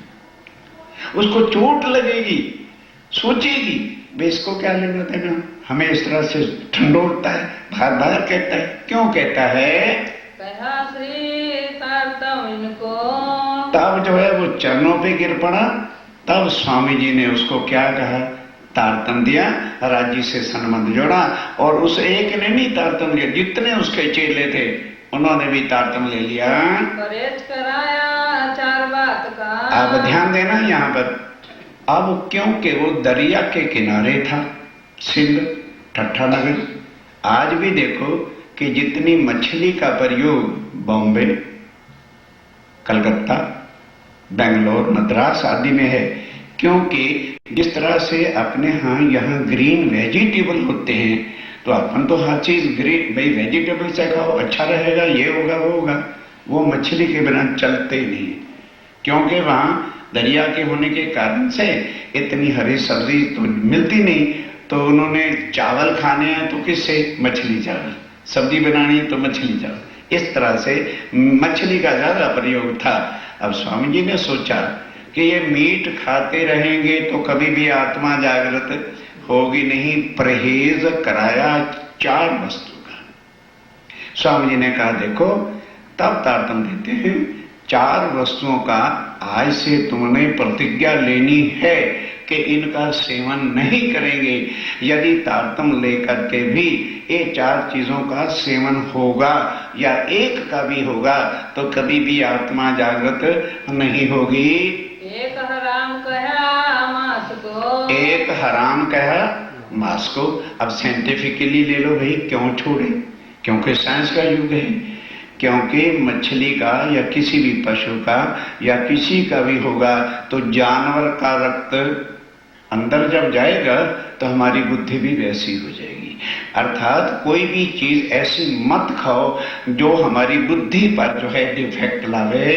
दूसरा हराम शराब, और दूसरा हराम शराब। शराब क्या है, लोग कहते हैं अरे इसमें तो अंगूर का और ये का जूस है, अंगूर का जूस पियो किसी को चक्कर आएगा, और शराब का जिसने कभी नहीं पिया आधा ही पैग पी के देखो धाड़ गिरेगा, या पागलों की तरह से एक टांग ईस्ट में होगी तो दूसरी टांग वेस्ट में होगी। स्वामी जी कहते हैं ये शराब जो है ये बुद्धि का नाश करती है, इसलिए या तो शराब या कोई भी नशे वाली चीज, भले गांजा हो, सुल्फा हो, भांग हो, नशीली चीजों का सेवन नहीं करना। तीसरा औरत वीरानी, और तीसरा औरत वीरानी जो है उसका भोग न करना, क्यों, वो बुद्धि का नाश करती है। और रक्त से रक्त नाम ला तो सत्यानाश हो जाएगा, जीवन नष्ट हो जाए, लाखों बीमारियां लग जाएंगी। सो पावे हयातिया, और वही अखंड ज्ञान को पा सकता है, वही उसकी आत्म निर्मल होके भाव से पार होगी। चोरी झूठ बोलना, और इन पर कोई ध्यान ही नहीं देता। कहते हैं स्वामी जी ने कहा शराब नहीं पीनी, झूठ तो बोलना ही करो। स्वामी जी ने कहा जितना पाप शराब पीने में है, मीट खाने में है, और तंबाकू खाने में है, और नशा करने में, रेशों के भोग में है, उतना ही पाप चोरी और झूठ में भी है। इस वास्ते चोरी नहीं करना कभी, कितने संकट आए, और झूठ भी कभी नहीं बोलना। इनका छोड़ा उदक, इनका उद्दक कराया, प्रतिज्ञा कराई, तो तब चिंतामणि और सब चेलों ने प्रतिज्ञा करी क्या कि स्वामी जी जो तो आज दिन तक हो गए अजानते में उसको आप माफ कर देना, और बाकी भविष्य की जिंदगी में मर तो भले जाएंगे लेकिन इन चीजों का सेवन नहीं करेंगे। इन समय में चर्चा, अब जिस वक्त चिंतामणि और क्या नाम इतने चेले भी आ गए, स्वामी जी को भी आवेश आता है, खूब आवेश से फिर चर्चा होती है। बड़ी जो होवे तीत, बड़ी जो है चर्चा होने लगी ठट्ठे नगर में। आमदानी, बस उस चर्चा को सुन सुन करके सैकड़ों और भी लोगों ने जो है तारतम लिया। अब स्वामी जी सोचते हैं कभी मैंने को गद्दी बिठानी, यहाँ पर इतने दिन हो गए, जाना मुझे अरब देश में महाव जी के वहाँ फूल भाई गई नहीं हुई, क्या नाम, तेज कोरी और गए हुए वहां के लोग, तो अब फिर जाने की तैयारी करते हैं। जब जाने की तैयारी करते हैं तो सब सुंदर साथ चरणों में गिरता है, ठट्ठे नगर के सब साथ रोते कि स्वामी जी हम माया में पड़े सड़ रहे थे, आपने अपनी अन्यथा जान के आके जगाया है, तो छोड़ के कहाँ चले जाओगे, ना हम नहीं जाने देंगे। कुछ दिन तो फिर ठहर गए, उस दिन कहते देखो भाई तुम घबराओ नहीं, हमने वहां पर अवश्य जाना है। अर्ब में हमारी आत्माएं, हमारे सुंदर साथ मुसलमान लोग जो है उनको ले गए हैं और छुड़ा के फिर मैंने ठट्ठे नगरी तो आना, क्योंकि और कोई रास्ता ही नहीं है, इसलिए तुम चिंता मत करो।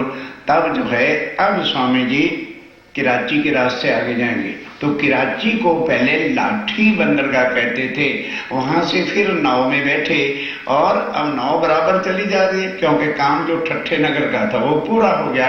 तो 40 दिन की 22 ट्रैवलिंग करने के बाद, यात्रा के बाद अरब में जाके मस्कत बंदर जो कुवैत एयरवेज से आते हैं उनको रूट का पता है, नई दिल्ली से चल के कराची, कराची से फिर कहाँ जाता है, कुवैत, बसरा, बगदाद और तब कुवैत पहुंचता है। वो वहां पर जाके पहुंच गए। आप स्वामी जी कहते हैं सुंदर साथ जी, ये ठट्ठे की भी तक पूरी हुई आपके सामने।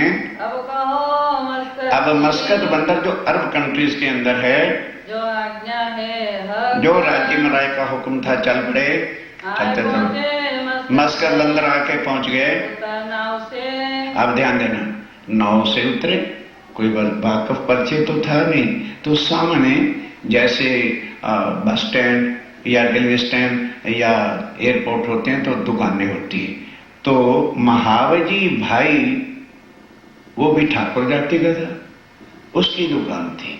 उसने दूर से देखा, लगता है ये केशव ठाकुर का लड़का है।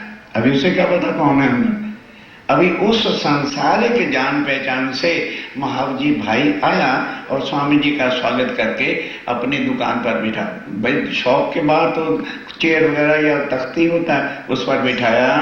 पूछी खबर उनने, और उनने, उन कौन, उन महावजी भाई, इन स्वामी जी हैं। तो उसने स्वामी जी का सब समाचार खबर पूछी, उठ के मिले दाई, उठ करके मिले, गले लगे, प्रणाम हुआ।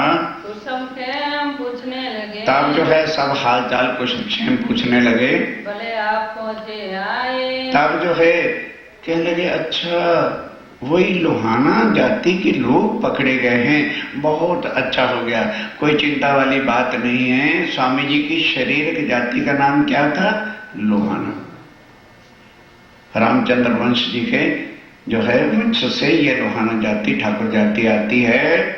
इत बड़ो आदर कियो, अब जो है बड़ा आदर सत्कार किया। एक जाति हो जाने कारण से तो प्रेम अपने आप ही उत्पन्न हो जाता है, लौकिक नाते से। लौकिक नाते, अभी आत्मा के ज्ञान का तो पता ही नहीं, संसारिक नाते से अपने घर गए, बिठाया, सब कुछ भोजन वगैरह कराया, आदर भाव करने लगा, बड़ा आदर भाव, रसोई जमाई, बिठाया, सब कुछ किया। खबर बंद की पूछी। तब स्वामी जी ने पूछा कि भाई हमारे कुछ लोग बंद में आए हुए हैं। कहने लगे जी चिंता मत करो, सब कुछ ठीक सुरक्षित है, केवल टैक्स जुर्माना बढ़ता जा रहा है और कोई बात नहीं है। विश्वनाथ संग था। अब स्वामी जी के साथ उस समय कौन था, विश्वनाथ एक साथी था बस, और कोई नहीं आया था।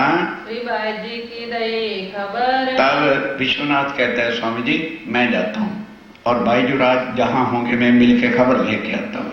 अब विश्वनाथ गया, बाईजुराज से मिले और जाके बाईजुराज को भी सूचना दे दी, और जो बाकी दीप बंदर के सुंदर साथ बंध में आए हुए थे उनको भी सूचना दे दी। ध्यान देना, ये रूपा और राधा बाई जी के साथ दीप बंदर से थे, वो भी साथ आए। गाय के पहुंची घर। जब रूपा राधा ने सुना कि स्वामी जी आ गए हैं, तो बंद का मतलब जेल नहीं होता, बंद का मतलब है जैसे यहाँ मनुष्य चोरियां करते पकड़े जाते हैं तो बैन लगा दिया जाता है, foreign out of station, India नहीं जा सकते। तो यही था कि वो दीप बंदर उससे जो है मस्कत बंदर से बाहर नहीं जा सकते। तो जब उन्होंने सुना कि स्वामी जी आ गए, रूपा, राधा और सुंदर साथ सब आके शिव जी के चरणों लगे और पास दई रहने को। तब महावजी भाई ने स्वामी जी को अपने घर के साथ वाला, अपने घर में मतलब दूसरे रूम में बिठा दिया। सब मिले हुए सब मिल करके बड़े खुशहाल हुए। बातों लगे करने सारी बातचीत हाल पूछा। बीतक अपने हाल तब सब सुंदर साथ ने अपनी बीतक सुनाई और स्वामी जी ने अपनी बीतक सुनाई कि दीप बंदर से मंडई से वृंदावन के यहाँ से कैसे ठट्ठा नगर आए, ठट्ठा नगर में लालदास जी की कैसे जागनी हुई और चिंतामणि को कैसे जगाया, कैसे कैसे वहां पर किरणतन उतने, वो सारी बात बताई। रसोई का तब महावीर जी भाई उस संसारिक नाते से खूब नित्याने नए नए भाव से जो है रसोई बनाता है और उगाता है। आदर किया अब आदर सत्कार करने लगा सेवा करने और खुद खड़े होकर के सेवा करने लगे। उसका एक लड़का भी था महावीर जी भाई का, उसको कहा बेटा इतने दिन तक मैं दुकान पे बैठूं, अब ये आए हैं अपने घर, तू जाके दुकान में बैठ। आरोग के फिर बैठ बस स्वामी जी आरोग चुके और फिर बैठ गए। चर्चा के सिवाय कोई काम ही नहीं है। साथ ठट्ठे की कही खबर तब सब सुंदर साथ को ठट्ठे नगर की और सब जगह की जो जागनी का काम हुआ था उसकी पहचान करवाई। लगी होने चर्चा फिर चर्चा शुरू हो गई। जो ठट्ठे की बीतक थी इन समय जो सुख भया। अब सुंदर साथ को भी सुनकर बड़ा सुख हुआ कि ओहो, क्योंकि स्वामी जी ने ठट्ठे नगर की बीतक का मतलब क्या कि कैसे परम धाम में थे, कैसा इश्क रमद हुआ, कैसे ब्रिज में आए थे, कैसे रास में पहुंचे, फिर वैसे परम धाम कैसे गए, हमारी इच्छा पूरी नहीं हुई थी और यहाँ के जुदा जुदा गांव, जुदा जुदा नगर, जुदा जुदा भाषा और सुंदर साथ गुम हो गया, कैसे राज्य में आए, कैसे जागनी का काम शुरू हुआ, वो सारा प्रसंग बताया। मैं सुबह न तब सब सुंदर साथ ने जाना कि अगर हमारे अंदर आत्मा ना होती तो ये ज्ञान और स्वामी जी वहां से चल के हमारे पास कभी भी ना आते। इनकी बातें करते तब हम सब प्रसंग को सुन करके बड़ा जो हुआ सुख, सब सुंदर साथ को बड़ा आनंद मंगल हुआ। कसाला जो बंद का अब वो सुंदर साथ जो इतने सालों से बंधन में थे, जब ये चर्चा सुनी और स्वामी जी को पाया तो सारे दुख भूल गए कि अब जब स्वामी जी आ गए तो अब हमें किस बात की चिंता है। रूपा भाई राधा और रूपा राधा भाई सुनी चर्चा तीन। अब वो चर्चा जब सुनने लगी तो पहले तारतम उन्होंने नहीं लिया था, उन्होंने भी अब तारतम लिया।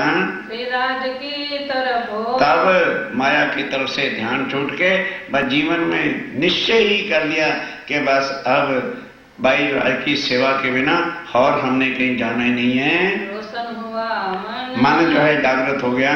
चर्चा मिठी हो अब चर्चा तो फिर उनके मुखारविंद की जीत थी, वो कौन कर सकता है। इतने प्यार भरे शब्दों में चर्चा सुनाते हैं। कोई देवे कान अगर कोई कान दे करके तो सुन ले, अगर बैठे बैठे आंखें बंद होती रहे तो उसकी आत्मा क्या जागृत होगी और उसको क्या सुख होना। जिसने एक बार बैठ करके एकाग्रचित्त चर्चा सुन ली, 1 मिनट में आत्मा अनुभव करते जाती थी। जगत मिथ्या है, अगर योग माया आ गया, अक्षरधाम वो परम धाम, उसको ऐसे लगने लग जाता था। महाव जी ने चर्चा सुनी, महाव जी ने चर्चा सुनी, होने लगी पहचान। जब चर्चा सुनी तो पहचान होने लगी कि ओहो, ये हमारा सगे वाला नहीं है भाई, इसके अंदर तो कोई अलौकिक शक्ति है। और लोग आने और भी बड़े लोग, क्यों?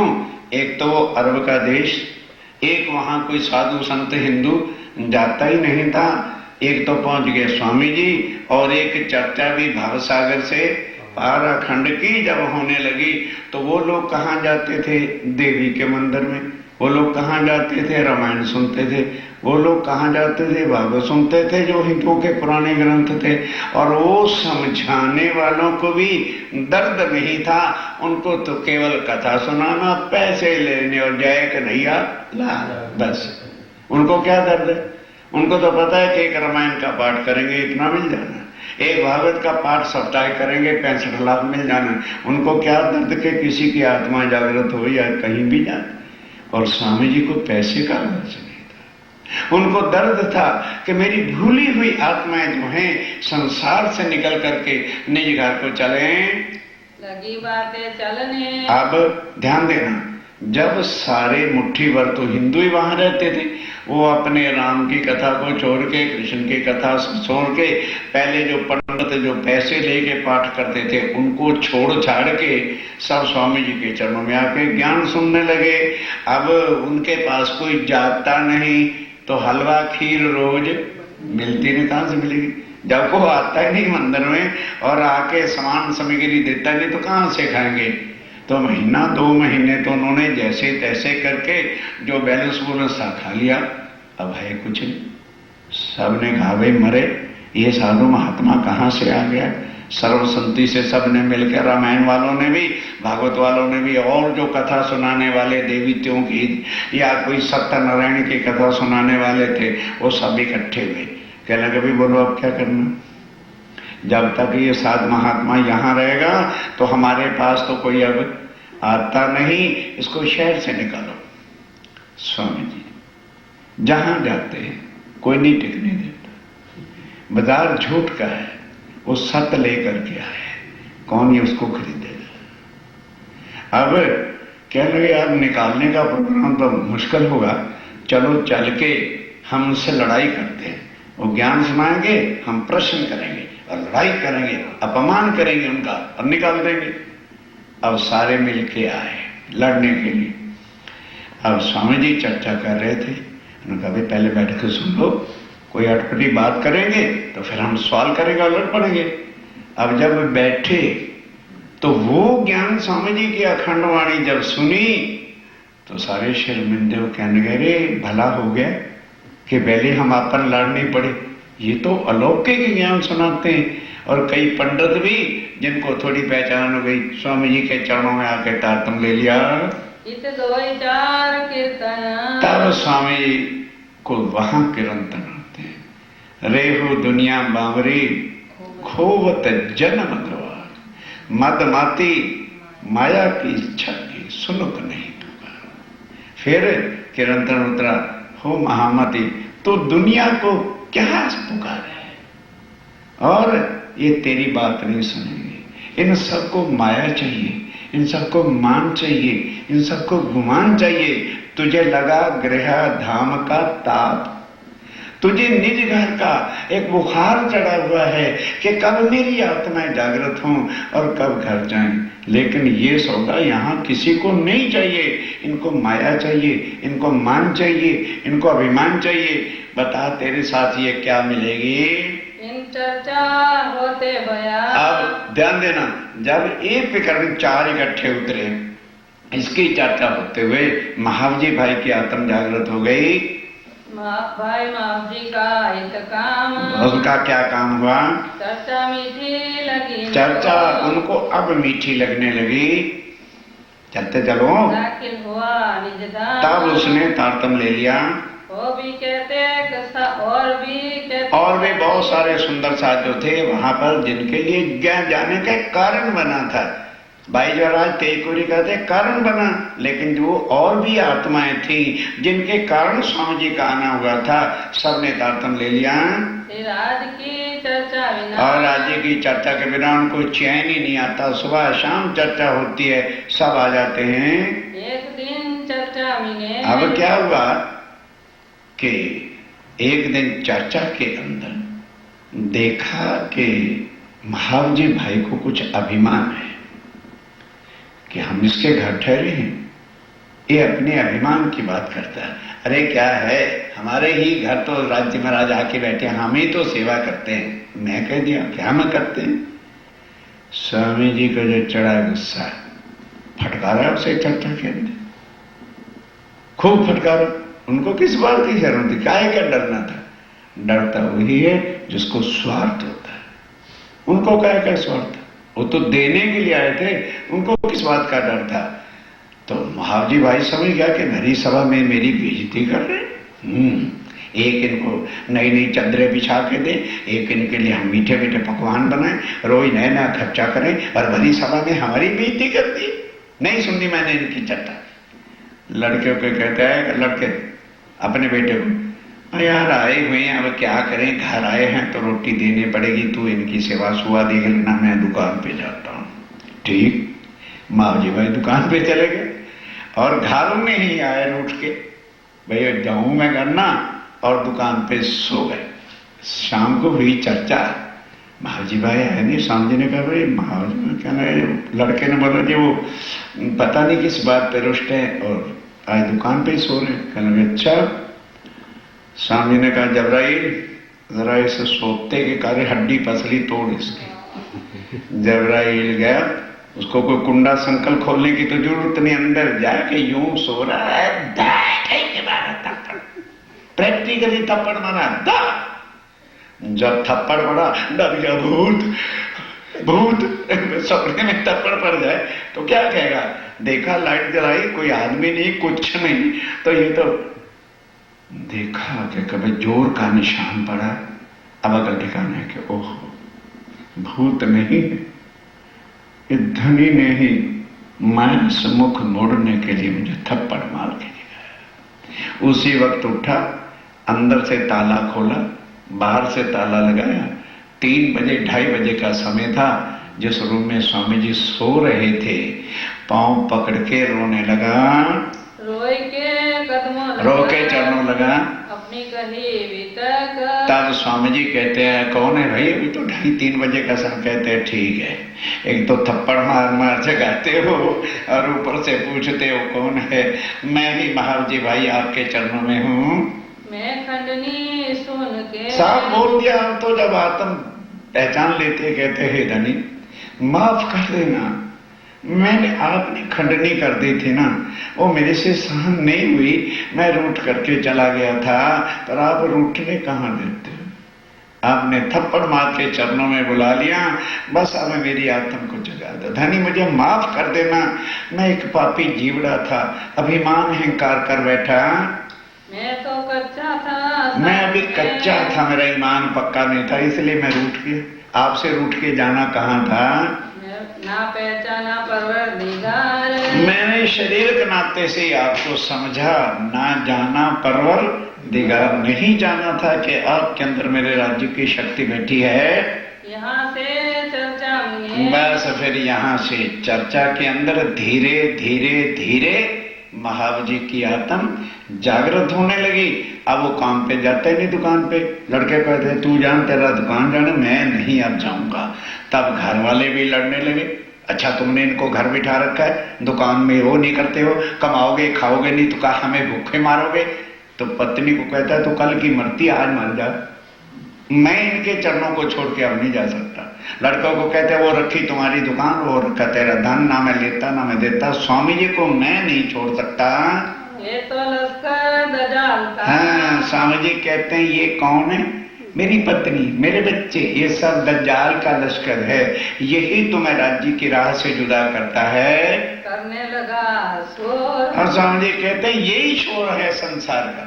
अंधे हो कि हम क्या समझ बैठे हैं, ये मेरी बीवी, ये मेरे पति, ये मेरे बच्चे, और कोई भी किसी का है। आज आंख बंद हो जाए, पत्नी को कह देना मेरे साथ चल, या पत्नी मर जाए तो पति को कहना साथ चल। कहां तक साथ जाएगा, शमशान घाट। और उसके पता ही नहीं, पत्नी बेचारी टेलीफोन ही नहीं बता के जाती कि मैं कहां जा रही हूं। पति कहां जाता है, कोई एड्रेस दे के नहीं जाता। लेकिन जब तक शरीर सामने है, मेरी पत्नी मेरा पति, यही अंधकार है। स्वामी जी कहते हैं यही दजाल का जाल है। ठीक है, do your duty by body, लेकिन किसी के अंदर मरो नहीं। ये न लगा इन समय। अब महाव जी भाई का ईमान, घर वाले खूब लड़े झगड़े सब कुछ कर लड़ते रहे, मैं नहीं कुछ कर, ईमान पे पक्का खड़ा रहा। ऐसे राज इनके साथ। क्यों, अब राज्य की मेहर इनके साथ है, फिर ईमान कैसे गिर सकता है। इस तरह से चर्चा करते करते अब ये तो हो गई महाव जी भाई के मस्कर बंदर की चला। अब चलिए बीच में क्या होता है कि स्वामी जी बैठे, कभी भी किसी सुंदर साथ से ये बोलो श्री प्राणनाथ प्यारे की जय, बोलो श्री सद्गुरु महाराज की जय। प्यारे सुंदर साथ जी, आप सभी के लिए प्रतिदिन श्री बीतक साहिब चर्चा पर आधारित 10 MCQ प्रश्नों की प्रश्नोत्तरी आयोजित की जा रही है, जो कि रात्रि 12 बजे तक खुली रहेगी। इस भाग से जुड़े प्रश्नों के उत्तर देने के लिए कृपया इस वीडियो के डिस्क्रिप्शन या कमेंट बॉक्स में दिए गए गूगल फॉर्म के लिंक को खोलिए और उत्तर चिन्हित करके सबमिट कर दीजिए। जिन सुंदर साथ के सारे प्रश्नोत्तरियों का मिला के कुल स्कोर सबसे ज़्यादा रहेगा, उन्हें श्री निजानंद आश्रम रतनपुरी में आगामी वार्षिकोत्सव में पारितोषिक दिया जाएगा। प्रणाम जी।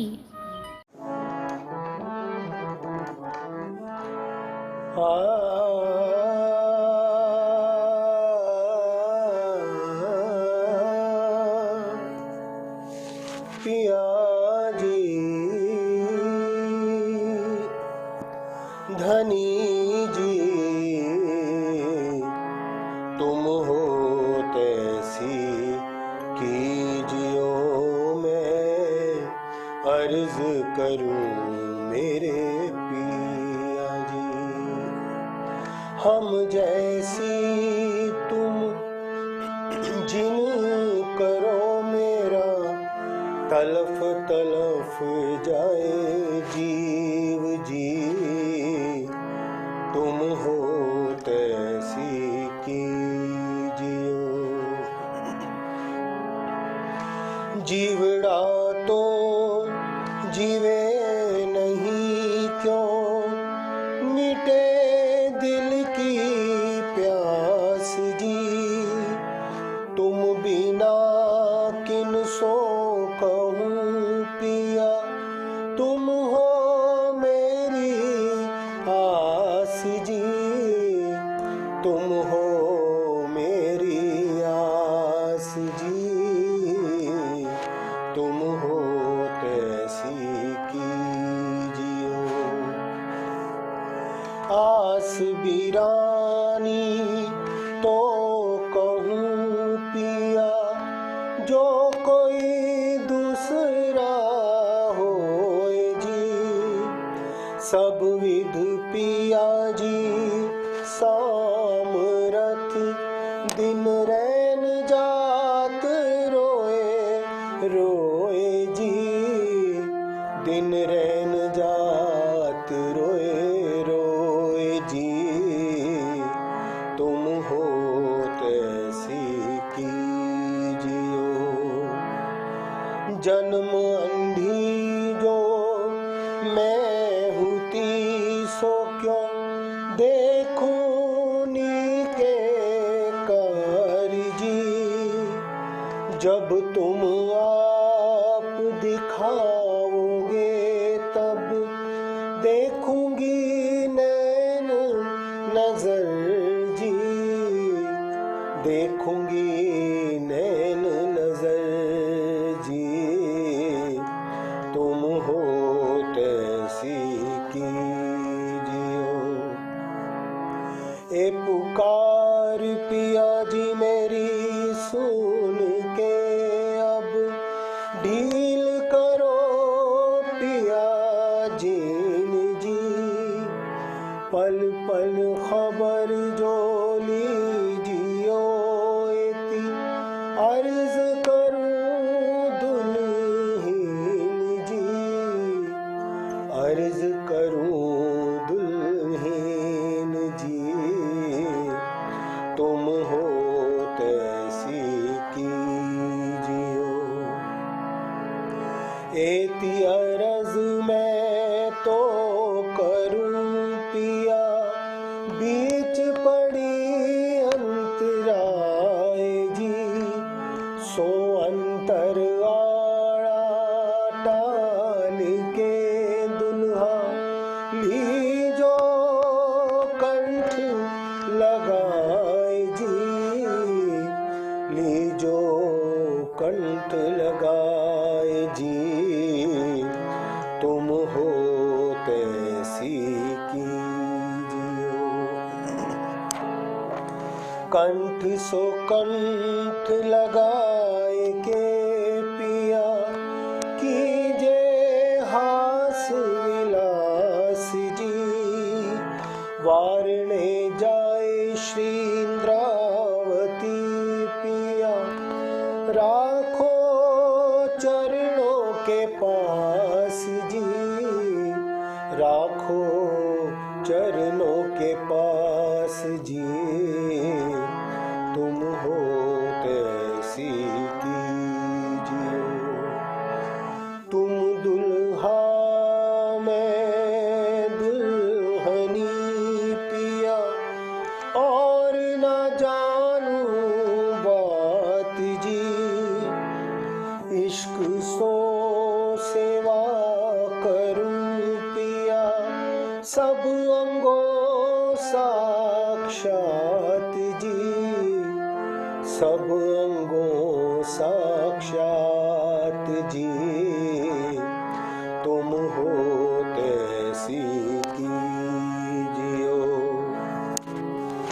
सदा सुखदाता धाम धनी मैं, क्या कहूँ किन सो बात जी, श्री महामति युगल स्वरूप सौंपिया, अंगना बल बल जात जी, अंगना बल बल जात जी, तुम हो तैसी कीजियो। मैं अर्ज करूं मेरे पिया जी।